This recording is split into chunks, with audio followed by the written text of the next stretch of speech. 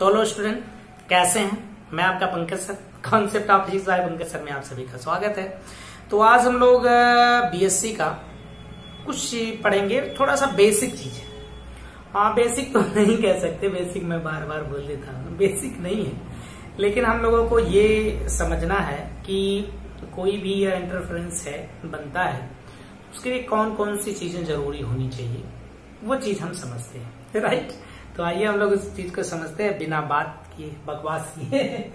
तो यहाँ देखिए, कोहेरेंट सोर्स हमें जानना है। तो कोहेरेंट सोर्स से हम लोग स्टार्ट करेंगे कि अगर हमें इंटरफेरेंस सबटेंड करना है तो इसमें हम लोगों को कौन सी जरूरत है। तो हम पहले कोहेरेंट सोर्स जानेंगे। कोहेरेंट सोर्स का क्या मतलब होता है? ऐसा सोर्स जिसके लिए फेज क्या रहे, सेम रहे, फेज सेम रहे। कोई वेव के लिए फेज सेम मतलब कि उसका जो हम लोग बनाते हैं इक्वेशन साइन y बराबर a साइन ओमेगा t ऐसे करके, तो उसमें दोनों का जो कोणांक होता है, उसका जो एंगल की वैल्यू होती है, उसको हम लोग फेज कहते हैं। तो उसके लिए सेम हो, या फिर ऐसी कहानी हो कि जो फेज डिफरेंस हो, फेज डिफरेंस वो रिमेन्स कांस्टेंट हो, यानी कि ये कांस्टेंट हो। ओके, दो तीन बातें हम इसके संदर्भ में समझेंगे। थोड़ा मैं ज्यादा छोटा लिख दिया तो बड़ा मैं कर देता हूं। तो आपको क्या समझना है? Phase difference, okay, phase difference जो है वो क्या होना चाहिए? तो आपको रिमेन्स कांस्टेंट होना चाहिए। हाँ, है ना, ये कांस्टेंट होना चाहिए। अच्छा, फेज डिफरेंस कांस्टेंट का क्या मतलब? जो आपको थोड़ा मोड़ा याद है, नहीं याद है तो आप पिछला वीडियो देख सकते हैं। इंटरफेरेंस में एक वेव चली इधर से, दो वेव जाती हैं, एक जगह सुपरपोज करती हैं, और कहीं पे इंटेंसिटी मैक्सिमम तो कहीं पे इंटेंसिटी मिनिमम होती है। अच्छा, तो यहां पर ये कहानी है कि अगर एक वेव चली और दूसरी वेव चली, दोनों का जो इक्वेशन लिखा जाए उसके वेव में, suppose that equation y equal to a sine omega t, और दूसरे वाले के लिए लिखा जाए, मान लो a1 a2 कर लो उसको, और साइन यहां पर ओमेगा टी माइनस 60 सपोज। तो इनके बीच में जो कला का अंतर है वो कितने का है? 60 का।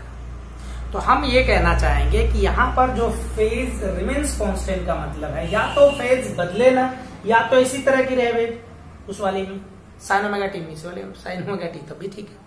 नहीं तो ये फेज डिफरेंस होना चाहिए। अगर इसमें और इसमें देखा जाए फेज डिफरेंस का, तो 60 का है, वो 60 हर जगह बराबर है, यहाँ भी बराबर, यहाँ भी, यहाँ भी, यहाँ भी। तो 60 हमेशा क्या रहे? बराबर रहे। ऐसा नहीं कि कहीं पर 60 70 में कन्वर्ट हो जाए, कहीं 50 हो जाए, ऐसा उसमें नहीं होना, तब कांस्टेंट नहीं हो सकता, राइट।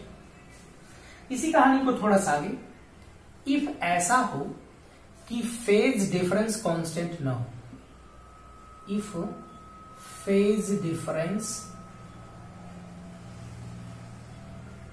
डज नॉट कांस्टेंट, ऐसी कहानी हो जाए, नहीं हो कांस्टेंट, तब क्या होगा? अगर कांस्टेंट हो ही नहीं तब क्या करेंगे? तब जो इसकी मैक्सिमा है, मैक्सिमा एंड जो मिनिमा है वो शिफ्ट होने लगते हैं, वो शिफ्ट हो जाते हैं। अगर ऐसा नहीं होता है तो हम इसमें समझेंगे कि वो क्या हो जाते हैं? शिफ्ट होने लगते हैं। तो हमको जरूरी है कि उसे क्या करना है? कांस्टेंट रखना है। अब कांस्टेंट करने का हमारे पास तरीका है कि अगर हम चाहते हैं कि फेज डिफरेंस कांस्टेंट हो,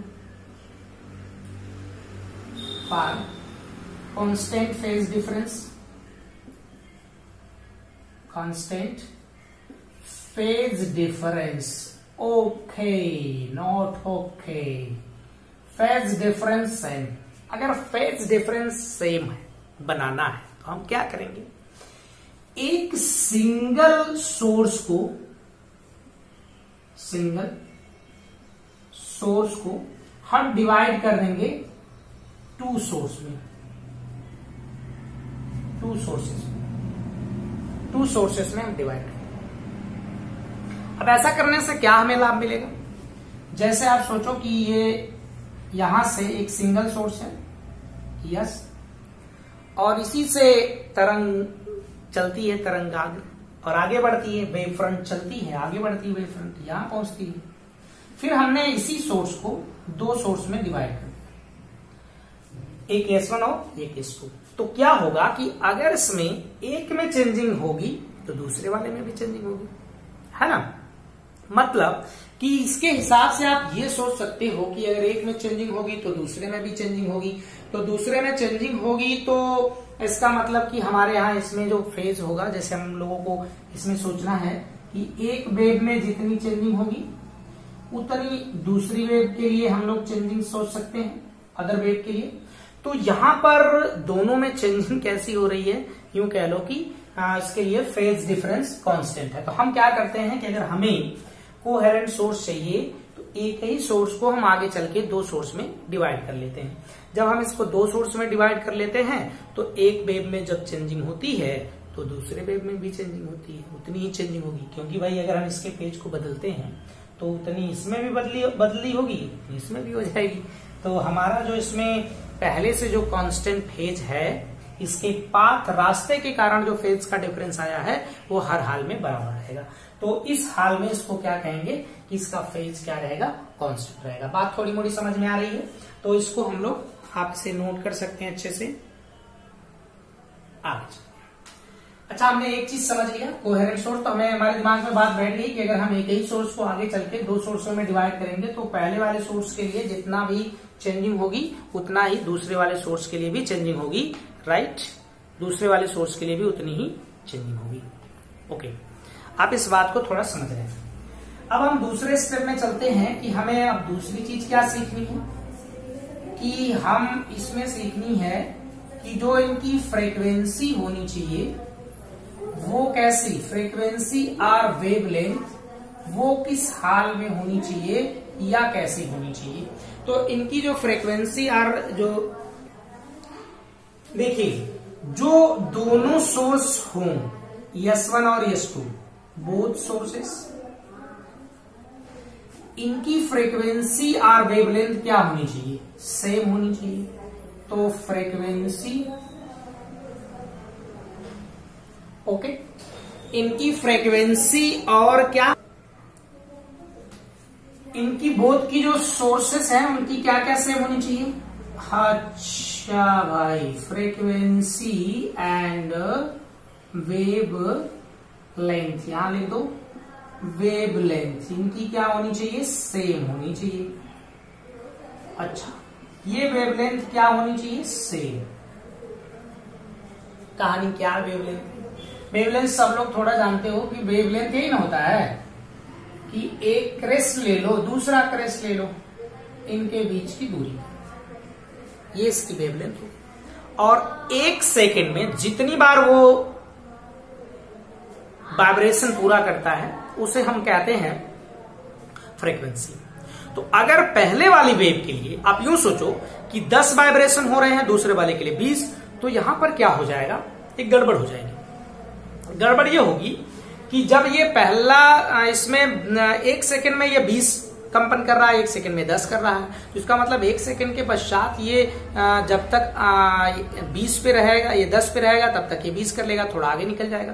तो इस हालात में जो इसका मैक्सिमम और मैक्सिमा और मिनिमा आएगा वो कुछ गड़बड़ सा आएगा। गड़बड़ का मतलब ये है कि अगर ऐसा नहीं होता, इफ नॉट सेम, मतलब कि अगर ऐसा हो कि इनकी वेवलेंथ जो है और इनकी मान लीजिए जो फ्रीक्वेंसी है वो न बदले, है ना, न बदले मतलब नहीं, चेंज हो जाए, चेंजिंग हो, सोचो बदल जाए, नॉट सेम रहे, है ना, चेंज हो जाए, यानी कि नॉट सेम, ये बराबर न हो, तब कहानी क्या होगी, कहानी ये हो जाएगी कि जो उसका मैक्सिमा है और मिनिमा है वो क्या करने लगेंगे, मैक्सिमा और मिनिमा उसमें जो होगा वो अल्टरनेट करने लगेंगे, यूं कहिए कि जो रिजल्टेंट इंटेंसिटी निकलेगी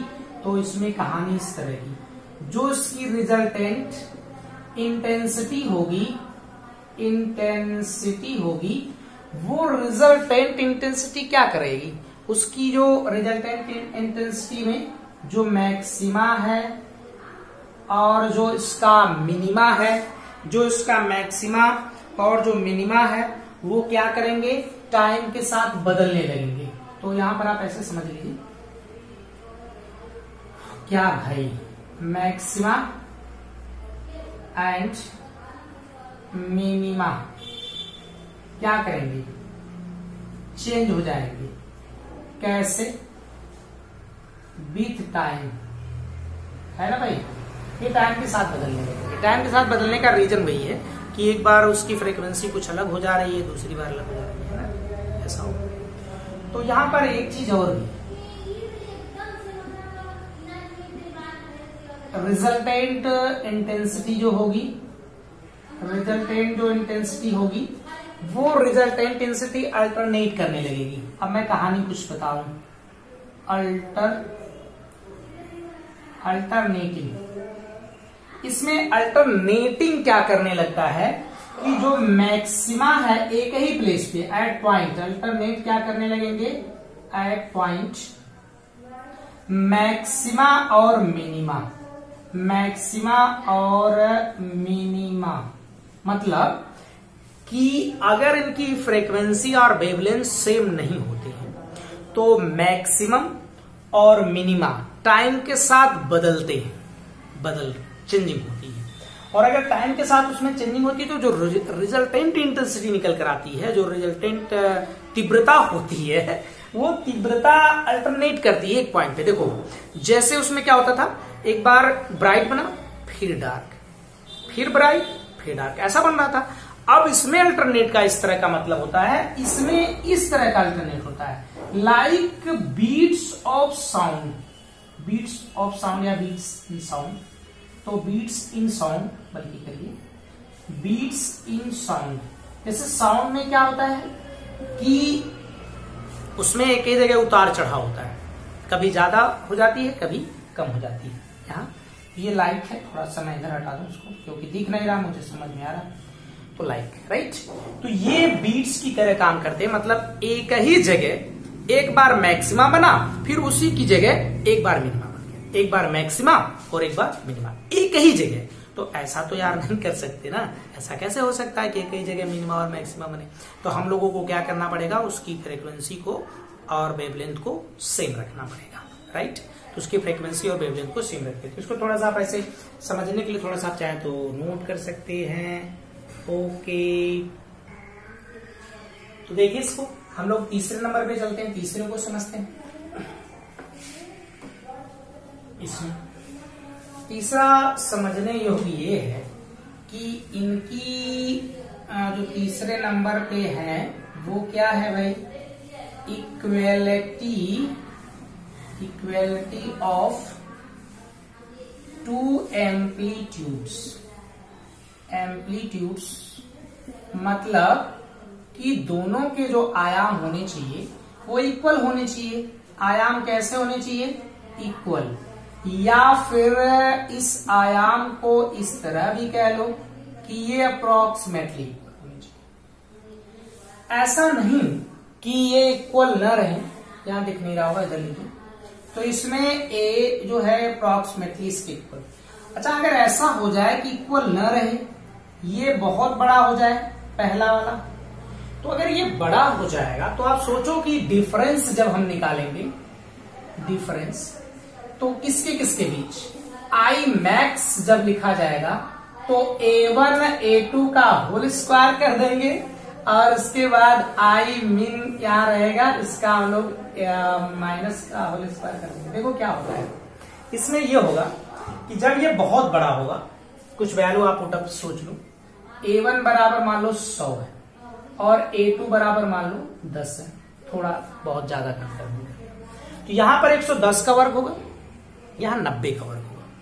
तो जब इन दोनों का डिफरेंस निकाला जाएगा, इनका और किसका, मिनिमम का, तो ये डिफरेंस बहुत स्मॉल आएगा, छोटा आएगा इनमें अंतर। जैसे इसकी भी कुछ वैल्यू आएगी, इसकी भी कुछ वैल्यू आएगी, तो इस दोनों की जो वैल्यू आएगी इसके कारण इसकी जो माइनस इसका हम लोग डिफरेंस करेंगे वो बहुत कम होगा। तो अगर ये बहुत कम हुआ तो भाई हम क्या सोच सकते हैं कि ये जो अगर इसकी वैल्यू कम हो गई तो हम लोग कैसे समझते थे? तो जहां पर इसमें दो तरह का काम, जैसे हेडजुक तो बहुत ज्यादा इंटेंसिटी आएगी, ठीक है, लेकिन यहां पर इंटेंसिटी एकदम जीरो नहीं हो रही है।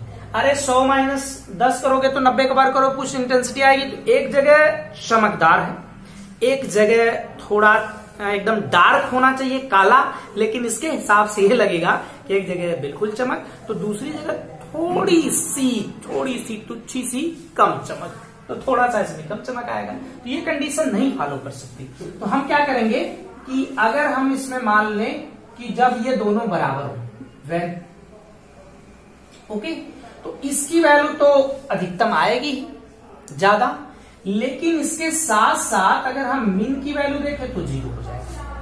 अब इसके और इसके बीच का अंतर जो देखा जाएगा बहुत ज्यादा होगा। तो इसके लिए, इसकी विजिबिलिटी के लिए, फॉर विजिबिलिटी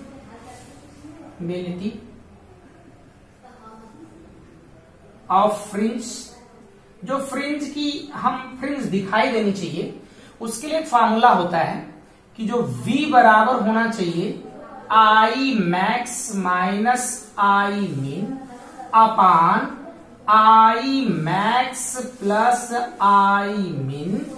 इसमें से हम लोग इसकी वैल्यू जो निकाले थे क्या मिटा देते हैं।